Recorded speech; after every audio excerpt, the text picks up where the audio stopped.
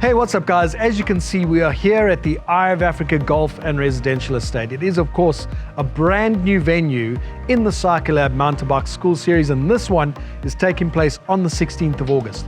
This place is amazing. It's about half an hour from Sandton, and they call this the ultimate escape without compromise. When you see what's inside, you'll understand what they mean. The trails are magnificent. Can't wait to bring you guys here. I must stress, we are now at the main gate, and this is not where you're going to enter on race day. There's an alternative entrance that is being created just for us off the I-82. This place is really awesome. The trails are off the charts. I can't wait to show you guys around. Okay, so on race day, this is the sign that you want to be looking out for. It's just off the I-82, and you're going to be turning in here. It's probably about 2 kilometers till you get to the gate of Eye of Africa itself, and then another 2 kilometers before you get to the parking area. So look out for Bronk Drive, not Bronk Lane. This is where you're going to be turning. We are going to share the GPS coordinates with you in the race briefing. There'll also be a Google link. So this is exactly where you're going to be turning for race day.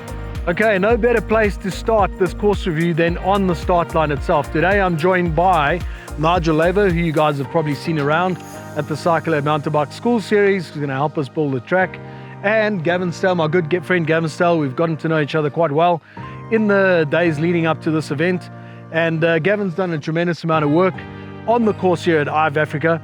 But getting back to the track itself, we are on the start line, which is an uphill, and this is ideal. Obviously you can see it's very nice and wide, very safe, but there's about 200 meters of climbing before we're going to turn left, and another 1 kilometer before we get into the single track itself. So plenty of room to overtake. Without further ado, let's hit the start line and we'll talk some more. Okay, so that start line is quite a kicker. As I said, it's about 200 meters, and if you're going full gas up that hill, believe me, you're going to know about it by the time you take this left turn. And this left turn is actually where the trails merge. You'll see behind me there's a bridge. This is sort of the end of the route, and you're going to turn right onto the finish line. But obviously with the start line, you're going to turn left here, which takes us to the trails itself.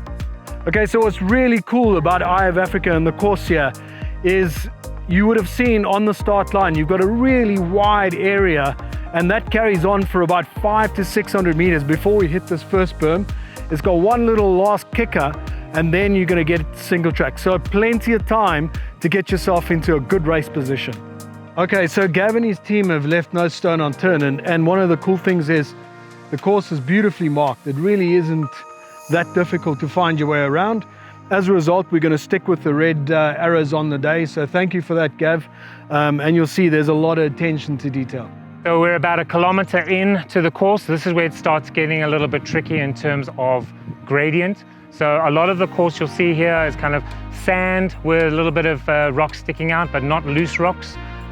We will start the gradient going up here. So a lot of times you need to be forward of the saddle, keep your front end low just to stop the bob as you start going up. As it goes round the corner, you'll see some exposed roots, and this is very characteristic of the terrain. Lucky for you, it goes up, but very quickly goes down and then goes up again. All right, Nigel, so this is actually the first sort of challenging climb on the course. Now I think it's important just to talk a little bit about momentum, because you can see the surface is quite a rocky surface. Really important to pick a line. Agreed. And yes. To ride with momentum. Yes, absolutely, right? 100%. So if you start bogging yourself down up this climb, then it's just going to get harder and harder and harder. If you do a little bit of acceleration around that first corner, and then just keep the momentum over that little step, over these exposed rocks, because it keeps going up and then round the corner before you go down. So yes, momentum is key. Luckily, the climbs are not too long. There are quite a few of them. But as Nigel said, you know, where there's a climb, it's soon followed by a nice, fun downhill single track section. Yeah, just before you're hurting, you're going to be smiling again.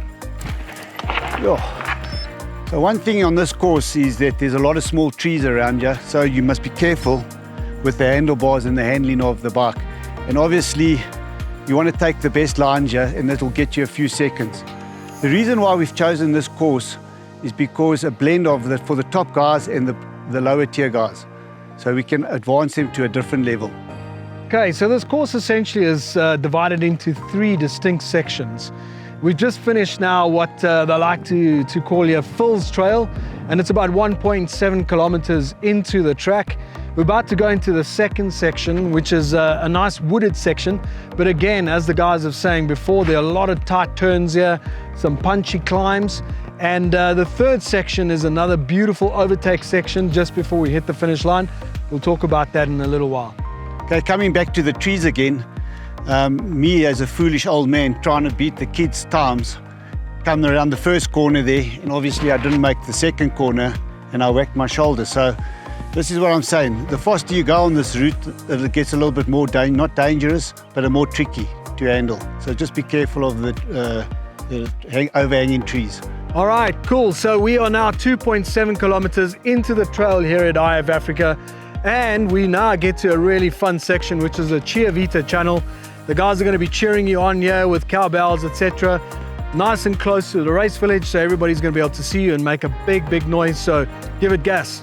Okay, so now we've reached the home stretch. This is the final third in the course, and this little area here presents us with a lot of opportunity to overtake. Some of it's uphill, but as you can see, it's a nice big Jeep track. And if you're going to make a play for the final, this is exactly where you're going to try and do it. Alrighty, this entrance into the single track is in the last part of the race. If you're fighting for position here, this is important to get in front from this point forward. It's tight, twisty single track again. So this is your last opportunity. There's a broad avenue here to be able to get around loose, slippy rocks, but as long as you put some traction down, you'll be able to get into this corner first, and then I think you should be able to hold it all the way to the finish. What I would like to mention is tire pressures are important here. You don't have heavy rocks, but you do need to get the most traction out of your tires, so make sure they feel right for you for these types of conditions. Come try it out on Friday. All right, as you can hear, I'm a little bit out of breath because this here is the Fort Everest climb, and it's just before a really fun sort of single track section through the forest before we hit that bridge. But this is the one that's going to bite, so save your legs, make sure you got enough in the tank, and then it's all the way home. Okay, almost at the finish line, and that little section through the woods has got a few punchy climbs, so just be prepared for that.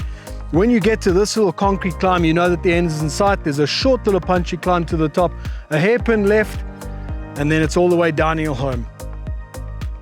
Okay, so just beyond the finish line and just beyond the stretch tent that the guys from Eye of Africa have set up for us as a nice chill zone, you're going to find the feed and tech zone exactly where I'm standing right here on the right-hand side of the track. What I need to ask the guys is obviously adhere to the rules, listen to the commissaire. Everyone knows what to do in the feed and tech zone by now. And then additionally, please guys, please stay off the track. It's for the safety of yourselves and particularly for the safety of the riders. Okay, I'm standing on a brand new feature that was built by the Eye of Africa guys and Gavin Stale and his team. This is very close to the finish. The guys are going to come across this bridge here and they're going to take a very sharp right onto the finish line.